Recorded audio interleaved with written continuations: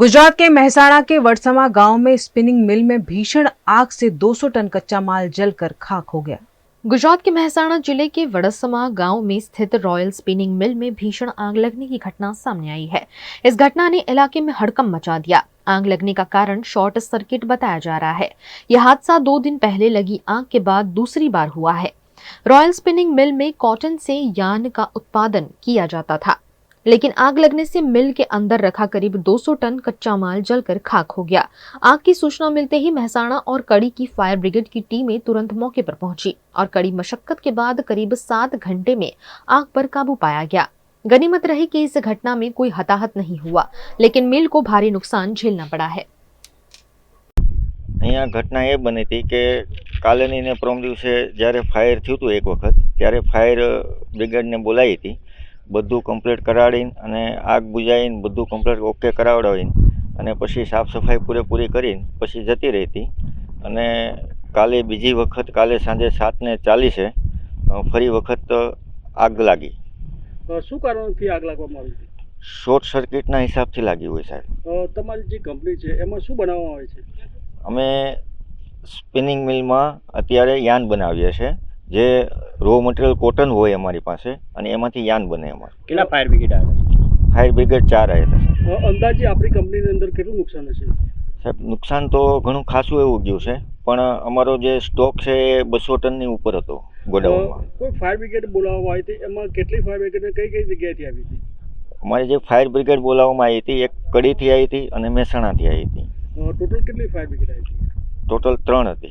અને જે કહેવામાં આવે છે કે તમારી અંદર કંપનીની અંદર ફાયર સેફટી માટે શું સાધન રાખવામાં આવે છે? ફાયર સેફટી માટે જે અમને જરૂરિયાત હોય અમારી ફાયર સેફટી માટે એ બધું જ અમારી પાસે અવેલેબલ છે।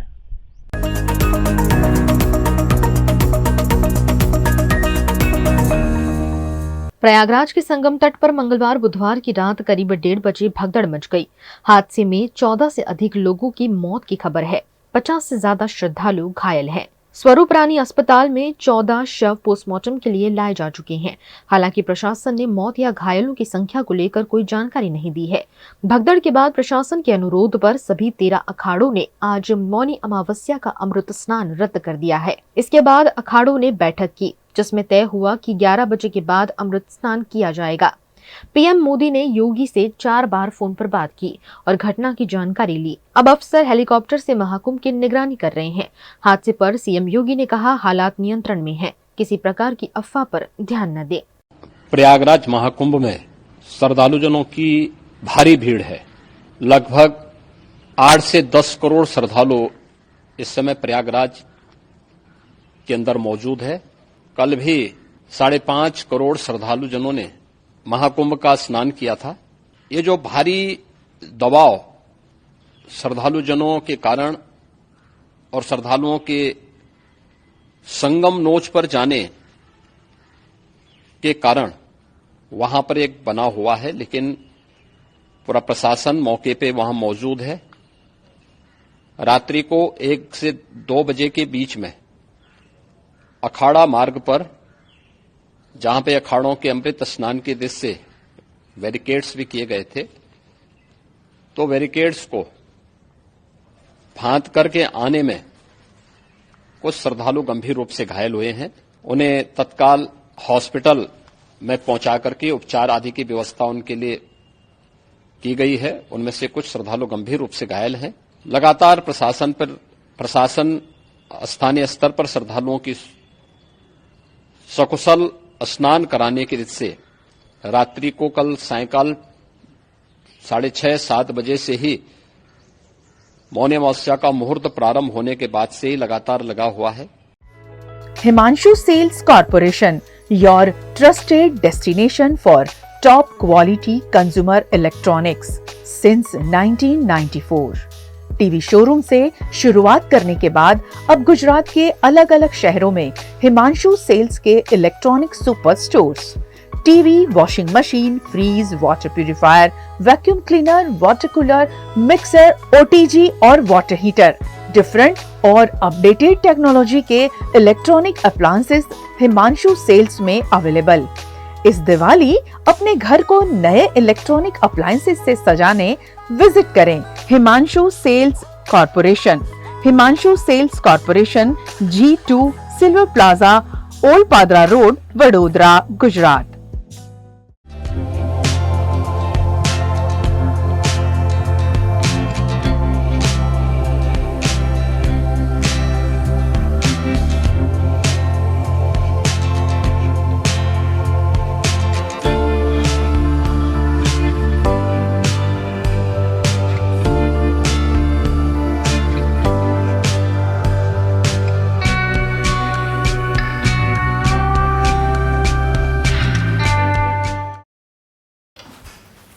ठीक से साफ करो, ऊपर ऊपर से नहीं।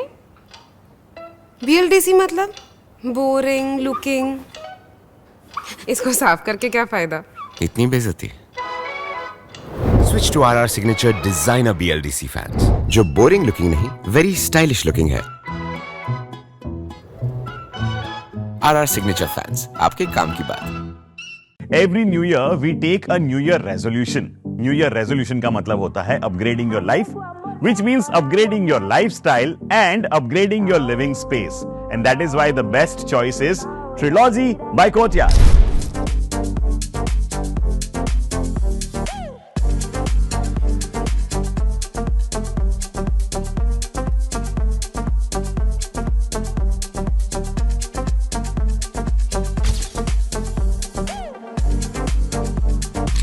Trilogy by Courtyard. Finest architecture, world-class amenities, and a great space to live. Come check it out. Paneri embroidery अब नए रंग रूप में। आप पानेरी पहुंचे हैं तो मानो आपकी सारी शॉपिंग हो सकेगी एक ही जगह पर। पानेरी में festive collection, casual collection, nightwear, innerwear के साथ अब ज्वेलरी, कई ब्रांड के कॉस्मेटिक्स, पर्स, परफ्यूम और बहुत कुछ। बच्चों से लेकर बड़ों के लिए बेहद खूबसूरत हर कलेक्शन। ट्रेडिशनल ड्रेस चाहिए या स्टाइलिश, पानेरी में सब कुछ वन स्टॉप वन डेस्टिनेशन। खुद के लिए खरीदना हो या दूसरों को गिफ्ट करना हो, पानेरी है सबसे best. Must visit Paneri embroidery, 10 Akota stadium road, Rajnagar society, Akota, Vadodara.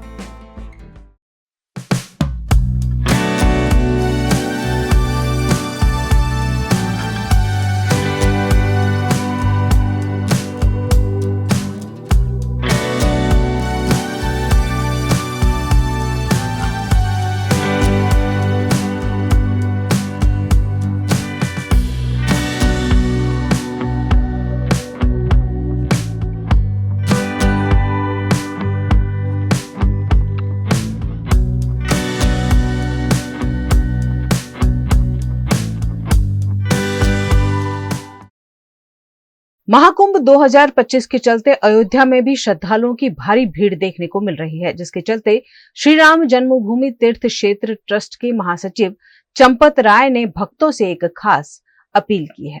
Mahakumbh में श्रद्धालुओं की लगातार उमड़ रही भीड़ को लेकर अयोध्या के श्री राम जन्मभूमि तीर्थ क्षेत्र ट्रस्ट के महासचिव चंपत राय ने भक्तों से एक खास अपील की है। उन्होंने अनुरोध किया है कि अगले 10-20 दिनों तक भक्त अयोध्या की यात्रा टाल दें, ताकि व्यवस्थाओं को सुचारू रूप से संचालित किया जा सके। अयोध्या में पिछले अनेक दिनों से दर्शनार्थियों की संख्या में अभूतपूर्व वृद्धि हो रही है। कुंभ मेला में प्रयागराज संगम में स्नान करने के लिए जाने वाले भक्तों की बड़ी संख्या स्नान के पहले अथवा स्नान के बाद अयोध्या दर्शनार्थ आ रही है।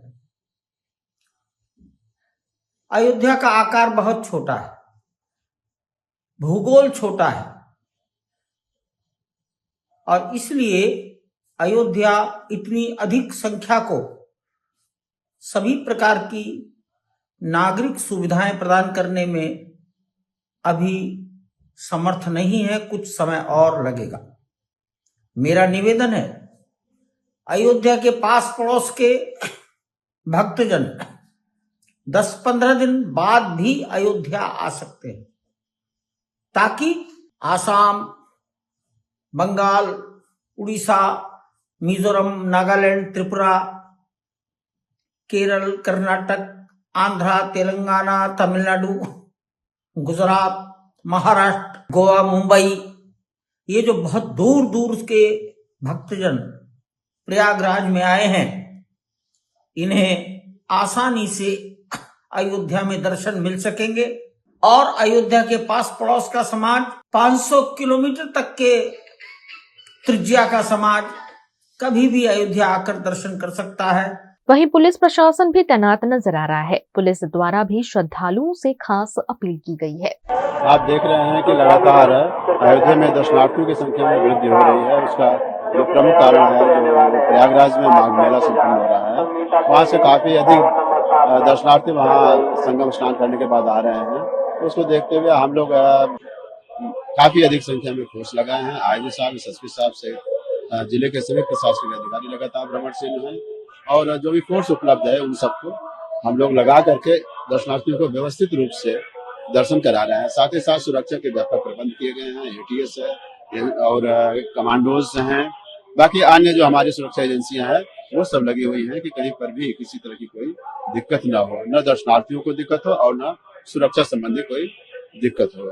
वो जहाँ पर ठहरे हुए हैं वहाँ सामान अपना रख करके आए और साथ ही साथ प्रयास ये रहे कि जूता, चप्पल, मोबाइल भी अगर वो अपने अपने रुकने के स्थानों पर या दुकानों पर जमा करके आते हैं तो दर्शनार्थियों की जो लगातार संख्या बढ़ रही है उसको दृष्टिगत रखते हुए हम लोग और व्यवस्थित रूप से इसको संपन्न करा पाएंगे।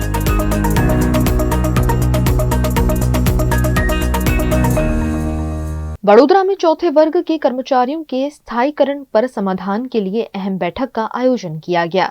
इस बैठक में पालिका, शिक्षा समिति और कर्मचारी संघ के वकील शामिल हुए।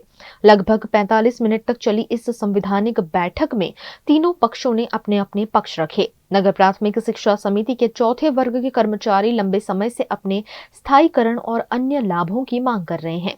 इसी मुद्दे को हल करने के लिए पालिका, शिक्षा समिति और कर्मचारी संघ के वकीलों के बीच एक महत्वपूर्ण बैठक आयोजित की गई। बैठक के बाद नगर प्राथमिक शिक्षा समिति के अध्यक्ष निशित देसाई, समिति के चेयरमैन डॉक्टर शीतल मिस्त्री और कर्मचारी संघ के प्रमुख नीलेश राज ने इसे सकारात्मक बैठक बताया। અમે જે લડત લડી રહ્યા છે કાયમી કરવાની, એના અનુસંધાને એક કમિટી બનેલી। એ કમિટીની પ્રથમ મિટિંગ મળી 13 તારીખે અને અમે 16 તારીખનું અલ્ટિમેટ આપેલું। એટલે અલ્ટિમેટ આપેલું એટલે અમે લોકો હડતાળ પર બેઠા। એના ત્રીજા દિવસ એટલે 18 તારીખે સ્ટેન્ડિંગ કમિટીના ચેરમેન સાહેબે આવ્યા અને એમણે કહ્યું કે નિલેશભાઈ, હડતાળ એ કોઈ રસ્તો નથી અને આપણે તમારું કામ કરવું જ છે। તો કે જો મારે કરવું છે તો હું તમને લેખિતમાં આપું છું કે તમે હડતાળ સમેટી લો, તમે તમારું કામ અમે કરીશું। એટલે એમણે લેખિતમાં આપ્યું, અમે અમારી હડતાળ સમેટી લીધી। ત્યારબાદ એ જ દિવસે નક્કી થયેલું કે આપણે આ દિવસે આપણે તમારા વકીલ, અમારા વકીલ અને કોર્પોરેશનના વકીલને બોલાવીને એક આપણે સમાધાનની ફોર્મ્યુલા નક્કી કરીએ અને આગળ વધીએ। અને એના પ્રયાસે આજે અમારા તરફથી વકીલ આવેલા, કોર્પોરેશન અને શિક્ષણ સમિતિ તરફથી લીગલ એડવાઇઝર હાંડે સાહેબ હાજર રહેલા અને શીતલભાઈ મિસ્ત્રી સાહેબ જે સ્ટેન્ડિંગ કમિટીના ચેરમેન છે એમના આગેવાનીમાં મીટિંગ થઈ। એમાં અમારા ચેરમેન, વાઇસ ચેરમેન, પૂર્વ ચેરમેન શ્રી, શાસનાધિકારી શ્રી અને ઓફિસ સ્ટાફ હાજર રહ્યો હતો। આપ સૌ જાણો છો એ મુજબ બસ ટેકનિકલ વિષયમાં વકીલ સાહેબોની ચર્ચાનો વિષય હતો આજનો અને મેન ટેકનિકલ વિષયમાં પોઝિટિવ વેમાં ચર્ચા આગળ વધી છે। હજુ આવનાર દિવસોમાં હજુ બેક ટુ બેક આની મિટિંગો ચાલુ રહેશે, પણ જેમ જેમ મિટિંગો જતી જશે અમે માનો કંઈક સારું નિરાકરણ આવે એ દિશામાં પ્રયાસ ચાલી રહ્યો છે।